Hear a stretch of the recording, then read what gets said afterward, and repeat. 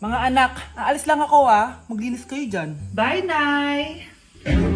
At dahil wala na si Nanay, ako ang bago niyong boss. Kaya sundin yung mga inuutos ko, ha? O Kyle, ikaw na magugas ng mga plato doon ha. Wow, lakas magutos, ha? Aba, nagrereklamo ka ba? Brianna, walisin mo yung mga kalat dito. Pwede ikaw naman. Walisin ko mukha mo, eh. Ano sabi mo, babae ka? Hoy, ikaw Miguel. Ikaw gumawa ng assignment ko ha. Ang lala ng babaeng to. Sa bobo pa papagawa ng assignment.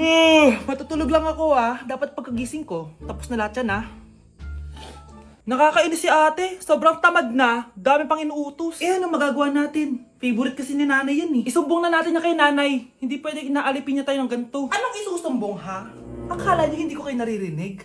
Magtrabaho kayo doon! Tama na ate! Sawang-sawa na kami. Puro kautos. Malinaw naman sa inyo, di ba? Na pag wala si nanay, ako ang boss. Sinong boss? Ha? Wala, Nay. Actually, kakatapos ko lang maglinis ng bahay, Luh, sinungaling. Scarlett, huwag mo na ako lokohin. Hindi naman talaga ako umalis dito. Sinisigurado ko lang kung naglilinis talaga kayo lahat. At tama nga yung sinasabi ng mga kapatid mo. Na para kang boss umasta dito sa bahay. Nay. Mga anak, kayo na bahala sa ate nyo. Utusan nyo ng utusan yan. Ate, ikaw na magugas ng mga plato dun. Eto na. Pagkatapos mo dyan, ate, maglaba ka, ha? Oo, sige. Pagkatapos mo maglaba, gawin mo yung project ko, ha? Sige, boss. Lahat ng utos nyo gagawin ko. Naku, taas na naman ang kuryente natin. Sino ba kasing aircon dyan? Si ate, buong araw nag-aircon. Wow, kala mo din nakiki-aircon. Anay, kailangan ko na daw po magbayad ng tuition para makapag-exam ako. Ha? Bayarin na naman? Sige anak. Nay, due date na pala ng internet natin. Baka maputulan tayo. Oh, isa pa yan. Naku, sabay-sabay na. Oh, wala na naman pala naman to ref natin. Naku, kailangan na natin mag-grocery. Nay, nagpadala na daw si tatay. Ay, buti naman. Umulan pa, patay. Paano kaya ako pupunta sa remittance center neto? Ano ka ba, Nay? Nagpadala si tatay via GCash at may bonus credits pa. Wow, high-tech na pala anak.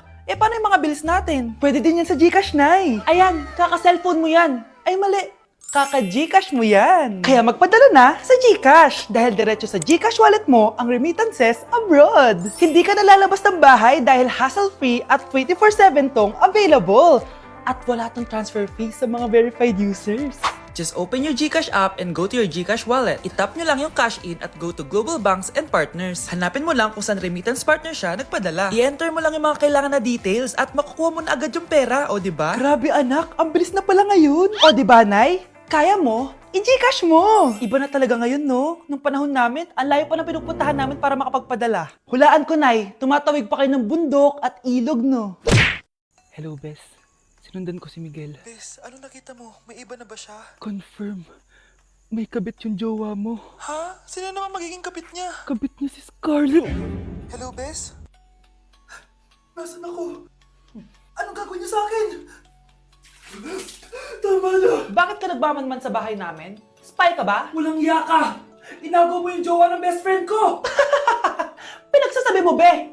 Ako ang tunay na jowa ni Michael. Never naman nagustuhan ni Michael yan si Samantha kasi ang pangit niya, no? Ganun ba? Oo, kaya magdusa ka dyan. Wag! Jessica? Samantha! Tara, tatakas kita. Grabe, Bes! Kung ano-ano na ginawa sa'yo, ang ganda mo pa din! Be, thanks to the perfect stay, velvet matte cushion, na Skintific. Bago ako pumunta dito para sundin si Miguel, nag-apply na ako neto. Dahil long-lasting ito, high coverage and waterproof, siguradong all day fresh ka. We, talaga ba? O eto? O diba? Ang ganda ko pa din. Hindi na kailangan mag-retouch. Ang gagaling nyo din, no? At may tagapagligtas ka pa. Si Samantha. Samantha? Ikaw ba yan? Anong ibig sabihin nito? O, diba? Ako ang tunay na jowa nito ni Miguel. At ikaw, kabit ka lang. Pero walang iya ka. Pero babe, ikaw na mahal ko ngayon. Tingnan mo nga itsura niyan. Wala akong pake. Magsama kayo ng pangit na yan. Lumayas na kayo dito. Ang dadrama nyo, Basta ako, ganda lang ang ambag ko. Wow, anak, di ako makapaniwalang may pinapatayo na tayong bahay. Nay, deserve natin to. Ang tagal nyo din to pinaghirapan. Ma'am, saan ko po ilalagay itong mga semento? Doon na lang sa gilid, kuya. Sige po, ma'am. Excited na ako matapos tong bahay natin, anak. Saan dito? Hoy, huwag ka pupunta dyan! Grabe nangyari sa kanya. Naman siya. Ba't ang daming tao? Engineer, anong meron? Ma'am, yung isa sa mga trabahador namin, na kuryente tapos natabunan ng semento. Ayun, namatay. Ha? Paano nangyari yun? May nag-utos ata sa kanya na ilagay yung semento sa gilid. Madami live wire dun eh. Ay. Ang problema, ma'am, kung tatanggalin pa namin yung katawan niya sa ilalim ng semento, baka hindi agad matapos tong bahay niyo. Hindi pwedeng hindi matapos agad tong bahay na to. Di bale, babayaran ko na lang yung pamilya nung namatay. Nay, sigurado ka ba? Sige po, ma'am. Sige na, ituloy niyo na yan. Congrats po, ma'am. Natapos din yung bahay niyo. Ang ganda, di ba? Wow, ang ganda. Maraming salamat, engineer. Una na po ako, ma'am. Anak, tara pasok na tayo. Wow, ang ganda ng loob. Nay, hindi talaga ako mapakali na may bangkay dito sa ilalim ng bahay natin. Huwag kang okay, anak. Kasalanan niya naman kung bakit siya namatay eh. Ay, matutulog na lang ako sa bago kong bahay. Wow, ang ganda ng kwarto ko. Ano yun?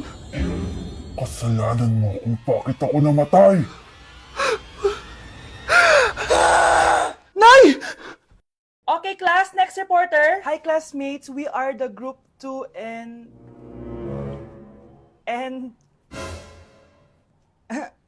Scarlett, may nakakatawa ba? Our topic for today is...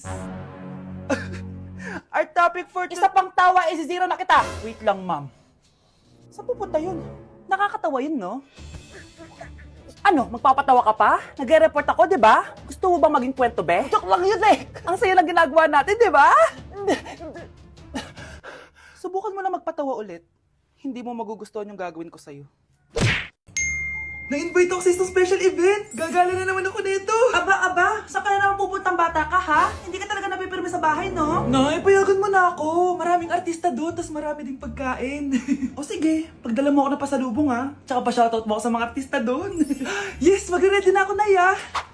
Oh, nauna pa kayo sa akin, be? Outfit check! This is my outfit. Actually, the theme is Purple Business Extravaganza. Basta purple, wear something purple. Let's go!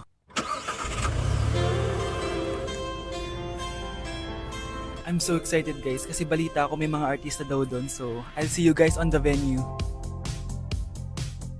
So nakadating na tayo sa venue at invited tayo sa launching ng Pinoy Drop Ball ng Bingo Plus. Pagdating pa lang namin, pinatry na sa amin agad yung Pinoy Drop Ball. So ayun na nga, tinaya ko lahat ng token ko. So ayan guys, hinulog ko na yung 3 bola. Sobrang familiar ng laro na to kasi nakikita ko to sa mga perya dati. Charan! O diba, nanalo agad tayo ng 2. Sobrang useful ng mga napalalunan ko guys. At pumasok na kami sa mismong venue at sobrang ganda guys. At ito yung mga isi-serve na pagkain sa amin guys. Grabe, ang sarap talaga ng mga sinerve nila at ngayon lang ako nakatikim ng mga ganyan babe.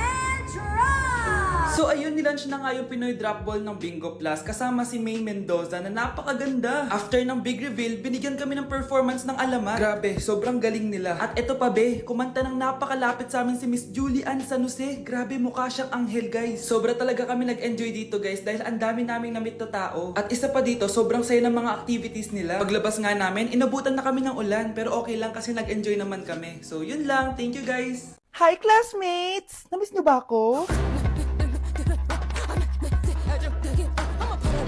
Oh, anong meron? Mag-review ka na rin, be. May long quiz daw. Excuse me? Hindi ko kailangan mag-review. Stock knowledge lang. Wow, stock knowledge. Spell mo nga. Watch and learn. Okay, class! Ready na ba kayo sa long quiz? Sana madali lang. Bago tayo magsimula sa exam, isa lang ang rule ko. Bawal mangopya. Are we clear? Opo, yes, ma'am. Po. Okay. Okay, let's start. Get 1 whole sheet of paper. Ma'am, 1 whole po ba? Minus 10 ka na agad. Okay, class. Time's up. Pass your papers. Sana pumasa ako. Nakakalito yung bandang huli. Ano kaya magiging score ko nito? Ikaw, Scarlett. Ako? Feel ko nga bagsak ako eh. Okay, class. Mag-a-announce na ako ng scores, okay? Hello, yun na. Cheska, 12/20. Munti ka lang bumagsak. Miguel, 14/20. Pwede na. At Scarlett, perfect! Wow, paano nagawa ni Scarlett yun? Grabe namang stock knowledge siya. Ma'am, may kodigo siya sa kuko niya, oh. Ha? Totoo ba? Scarlett, patingin ang kuko mo. Kaya pala perfect ka? Dapat bagsak na yan eh. Ang daya. Aba, bakit ako babagsak? Ang number 1 rule lang naman ni ma'am ay bawal mangopya. May sinabi pa siyang bawal maglagay ng sagot sa kuko? Meron ba? Ba't parang kasalanan ko? May point si Scarlett. Pointless. Next time, kilalanin yung mga binabangga nyo, ha? Ganda nito. Oh. Sana maging successful yung pagbebenta ko ng damit noon, ha? Mahal, ang dami nating ibebenta mamaya. Manifest natin na makabenta kayo, Nay, para makaahon na tayo sa kahirapan. Hindi ako makapaniwalang nabili ko na yung pangarap kong tig 200,000 na relo. Wow, ang ganda niyan, Tay. Anak, tignan mo itong binili sa akin ng tatay mo. Diba ang ganda? Hala, di ba mahal yan, Nay? Mas mahal pa to sa bahay ng kapitbahay natin, no? Magbebenta ulit kami mamaya para mas marami tayong pera. Anak, binilang kita ng kotse. Gamitin mo to pag pupunta ka ng school, ha? Ha? Tay, di ko naman po kailangan ng kotse. Kaya ko naman po mag-commute. Gumastos pa tuloy kayo. Dami mo naman sinasabi, anak. Sige na, puntahan mo na sa labas. Wow! May sarili na akong sasakyan. Wow, ang ganda naman ng bagong kotse mo, Scarlett. Ay, salamat po. Hindi ka ba nagtataka, Scarlett, kung bakit ang bilis niyong yumaman? Galing yun sa pagbebenta ng damit nila, nanay. Ang dami na nga nilang mamahaling gamit ngayon, eh. Sure ka ba? Na damit lang ang tinitinda nila? Nay, bumabagabag talaga sa isip ko kung bakit ang bilis nating yumaman. Ano ba talaga binibenta niyo ni tatay? Ano ka ba, anak? Malaki talagang kita sa pagbebenta ng damit. Pero, Nay, wala nang pero-pero. Hindi ka ba masaya, anak? Na mayaman na tayo? Na nabibili natin lahat ng gusto natin? Sige na, mag-aayos pa ako ng benta ko. Mahal, nakauwi ka na ba?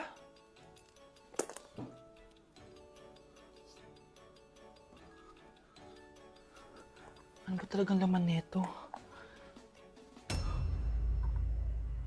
Nagbebenta sila ng laman loob ng tao. Wow, sobrang ganda, mahal.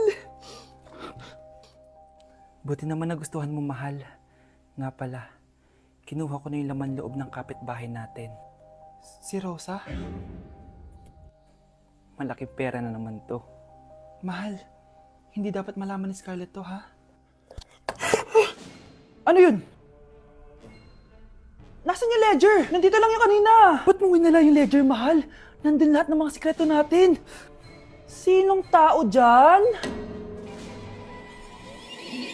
Happy birthday, anak! Anong wish mo sa birthday mo? Ang wish ko, sana magka-tablet na ako para makapaglaro na ako ng Roblox. O sige, pag natulog ka, pagkagising mo, may tablet ka na. Talaga, Nay? Matutulog na ako. Excited na ako. Totoo nga! May tablet na ako! Happy birthday, anak! Ang bilis mo naman lumaki. Teenager ka na agad. Anong wish mo sa birthday mo? Hindi na ako mag-wish ng mga bagay, Nay. Ang wish ko lang, sana maging happy family tayo palagi. O sige, matulog ka, ha? Pagkagising mo, matutupad yung wish mo. Opo, Nay. Nay? Nay? Nay? Ba't walang tao dito? Kuya? Ate? Teka, si Kyle ba yun? Lumabas ba sila, nanay? Nay! Kyle? Anong ginagawa mo dito sa labas? Hinahanap ko po sila, nanay. Oh, Kyle!